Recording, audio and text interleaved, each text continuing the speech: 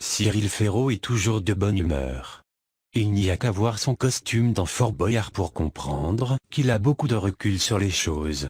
En devenant journaliste, il réalise son rêve d'enfant, alors autant en profiter. Les équipes techniques et les candidats qui ont eu la chance de le côtoyer le décrivent de manière positive. D'ailleurs, cela se voit sur les réseaux sociaux. Bienveillant avec ses abonnés, il leur raconte un peu les coulisses de ses émissions ou de son quotidien. On a l'impression de l'accompagner pas à pas dans son ascension vertigineuse. Aujourd'hui, même le grand Michel Drucker le désigne comme son successeur. C'est dire l'importance qu'il a dans le paysage audiovisuel français. Du reste, nos confrères du journal Le Parisien viennent de révéler ce qu'il est en train de nous préparer à la rentrée. En reprenant la carte au trésor, Cyril Ferraud retrouve une partie de son insouciance d'enfant.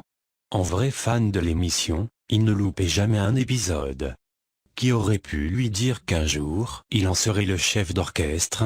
Heureusement que son papa adoré a pu assister à sa consécration de son vivant. Même s'il lui manque éperdument, le présentateur sait qu'il continue de veiller sur lui, quoi qu'il arrive. Et comme toutes les bonnes étoiles ou les anges gardiens qui se respectent, il lui a envoyé quelques signes pour qu'il puisse aller de l'avant. Dans Slam, sa complicité avec les candidats n'est à plus démontrer. Certes, il y a des couacs de temps en temps. Heureusement, en vrai professionnel, Cyril Ferraud retombe toujours ses pieds. Du reste, il y a quelques semaines, on vous racontait justement comment il avait proposé du travail à cette participante. Donc, même si elle perd le match, ce n'est pas grave.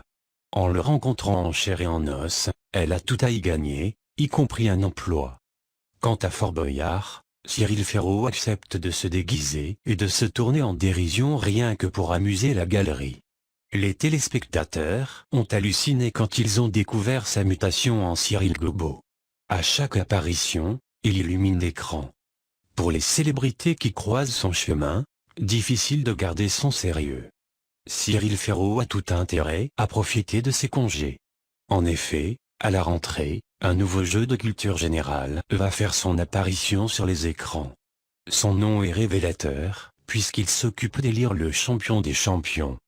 Comme son nom l'indique, on va revoir des visages connus issus de tous les horizons.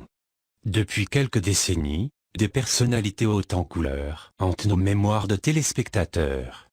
Que ce soit dans le Tout le monde veut prendre sa place de Feu Nagui et maintenant Laurence Boccolini, le qui veut gagner des millions, de Jean-Pierre Foucault ou encore dans les 12 coups de midi de Jean-Luc Reichmann, on a hâte de les voir s'affronter entre eux.